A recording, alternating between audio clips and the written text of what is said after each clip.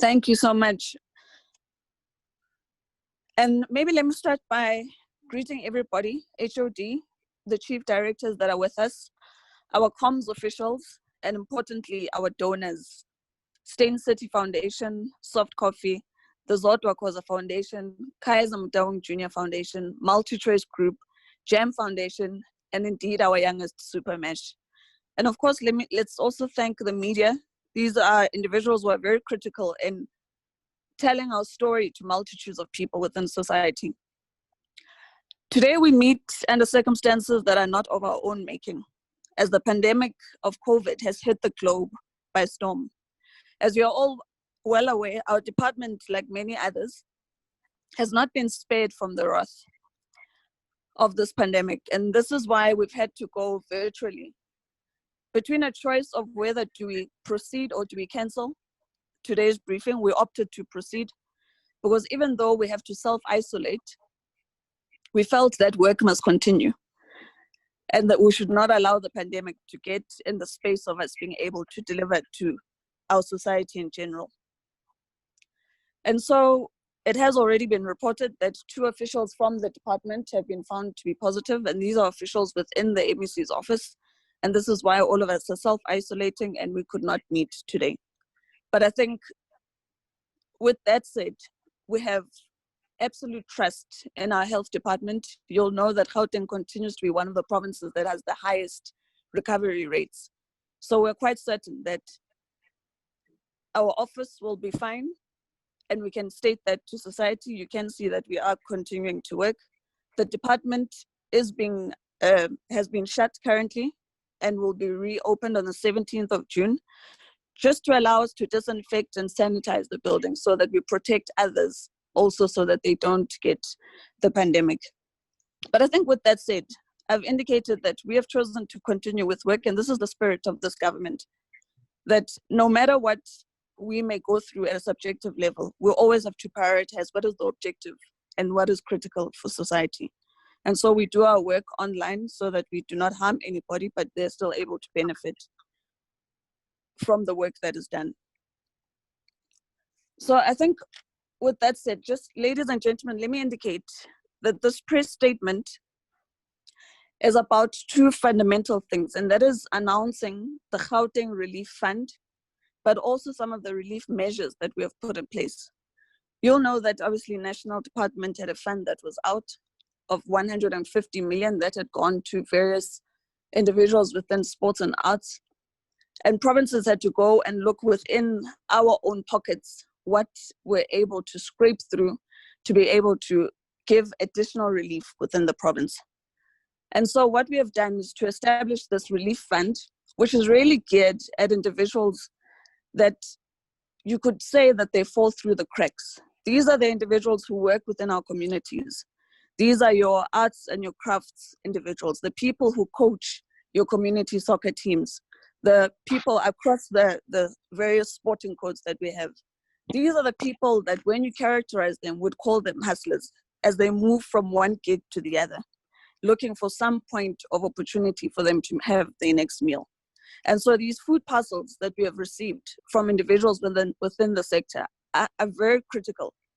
And I think we might not understand or have an appreciation of how dire the situation is, particularly for those within the sector. And that's why when the artists, those within sports were able to say that they want to lift up their hands and say, we want to be part of the change, that yes, as individuals within sports and arts, we are too affected by the pandemic, but we want to give the little that we do have to those that are even more less fortunate than we are. And that's why the individuals that we mentioned today, from your Stain City, the Soft Coffee, Zodwa Khoza Foundation, Kaiser Mudawang Junior Foundation, MultiChoice Group, Jam Foundation, Super Mesh. These are individuals that work with people that are within our sectors and have taken a sector approach to say, let us take care of each other, which is in line with our African teachings. When we say, umuntu ngumuntu ngabantu, and they espouse this, and this is why we're so happy to work with you. And we really are pleased that you've been able to raise your hands and hope that in you raising your hands, it will inspire others to do the same too. We know that social development is obviously the one that's tasked with giving out the food and so forth, but as one of the foundation members was indicating, Zoe was saying that the demand continues to be great. And so that's why it's important that we all hold hands and be able to help the next person. And this is what you guys have shown, and you are an example of exactly that. So umuntu ngobuntu ngabantu. And we're quite pleased with that. So the fund that we are launching is a fund that we've had to really sit within the department to get a sense of the individuals that we want to give money to, because these are people who work in what it could be termed as the informal sector. One, they are not registered. It's individuals that, if I to use a Zulu word or slang, it's individuals that are hustlers, and they work, as I indicated, within our communities, but they play a central part to the mandate of the department, because you will know that one of the things that the Premier has spoken to at the SOPA was the need for a department like ours, which is Sports, Arts, Culture and Recreation, to work together with health, because we appreciate that through the two departments working together, we are able to reduce what is the health bill of the province. So by keeping people healthy, by making sure that they eat properly and so forth, we're able to reduce the numbers of people that would ordinarily go towards the health sector because of illnesses such as diabetes, being overweight, etc. And so we have a very close relationship that we have with health. And so because the COVID by its very nature is also a health pandemic, we have a great appreciation of both the social and economic ramifications it has. And that is why as Gauteng we work as a team in ensuring that we deal with the multitudes of ways that this COVID pandemic has affected every sector. And so we felt that it was critical that we reach out to individuals because some had reached out to us. And so we said, let us coordinate this work, because the foundations that I've spoken to are already doing this work. So we just said, let's just coordinate everybody so that we have a sector approach, appreciating that we are able to take care of each other. Now, the foundation that we have put aside, or rather the relief fund, is 28 million that will assist individuals by giving them 1,000 each from July till December. Because one of the things that the health is indicating is that we won't move to the next level anytime soon. Because especially now, since it's cold, and our numbers are increasing. We can't make a determination of whether by December or not, we would be out of the wave of COVID. And so just as a precautionary measure, we said, let us pay these individuals this funding from now until December so that they have something that is almost a cushion for them. There are many other, obviously, opportunities that are there. You'll know that government introduced it 350 for people that are unemployed. Social development is giving away food packs and so forth and so forth. But we felt that we should have the sector approach, and it's part of the engagements we had even with our ministry and national to say this is the fund we're going to look at, because the 150 million that national had took care of individuals who you could say are more formalized and are more structured. And we want to look at the ones that are really below the line and who tend to fall through the cracks as I indicated because of the nature of the work that they do. So that fund will be going out as of next week, and we've involved various individuals within our sectors. We've already had consultations with SIFSA, we've had consultations with various other bodies within arts, we've had consultations with the Sporting Confederation and various other individuals within sports, so that they have an appreciation of what is happening, but importantly are able to apply. Because as of next week, that advert will be out, and there will be an adjudicating committee made up of these different individuals that I've just indicated now, who will look at the various applications as they're sent. So they must, one, ensure that these monies are not going to individuals that are not deserving of it. So we are very specific with the criteria to indicate that it must be people within our sectors, that is sports and arts. They must be individuals that are doing community-related work or working with various individuals within the sector and so forth. So it's quite specific in that regard.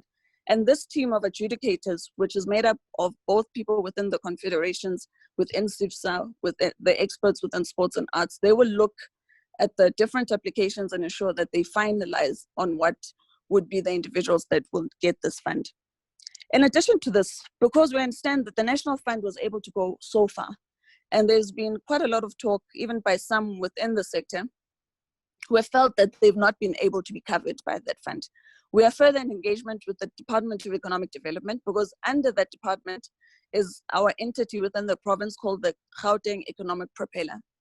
So part of these engagements are to say that, yes, the department will be taking care of those that are below the belt, or rather those that are who work within communities, but we still have those who are artists, who are known. We've got big event organizers and so forth, who too will still require some form of relief. And this is what our engagements with economic development are premised on, because economic development has an SMME fund.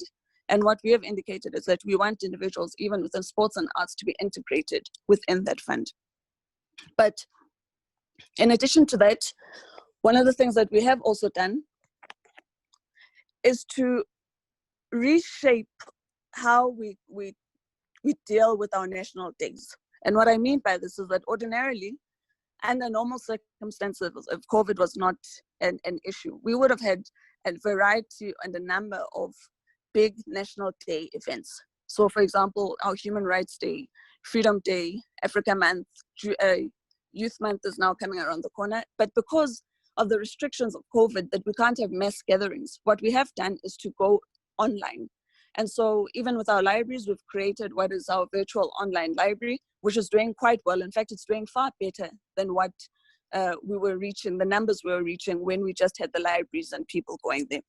So one of the things that the virtual space is teaching us is that we are able to reach a far greater population, because not everybody can be able to attend the events, whether it's because of distance or maybe they're busy and so forth and so forth. But by taking them virtually, we're able to capture a much greater number of people. So that's been quite a good thing for us to learn from. And these are part of the things that we will be taking on even post the COVID pandemic, and we will be keeping. So what we have done as a new approach is that with all our national days, we've taken them virtually. We're still having artists perform. I mean, during Human Rights Day, we had various DJs that were there. We had various comedians that were there. We had individuals within recreational space who do yoga, who do fitness and so forth. We're able to integrate all these people so that we create job opportunities for them, because that is what is most critical. And so we've been able to do that through the launches of the different national days and how we have embarked on them. And I think just lastly, because we will go to a question and answer session, is just to have an appreciation and to indicate that, you know, government has a huge appreciation for the sector in itself and the effects that it has on the economy.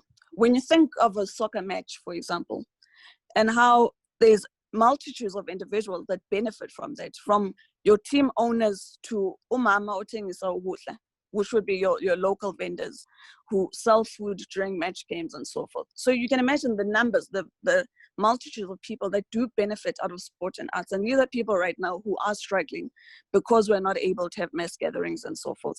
So we have a huge appreciation for that. And part of the things that Premier was quite vocal on and insisted on is that this fund, we need to ensure that we finalize on it and make sure that it benefits society and those within our sector in particular as soon as possible. And this is what we have done.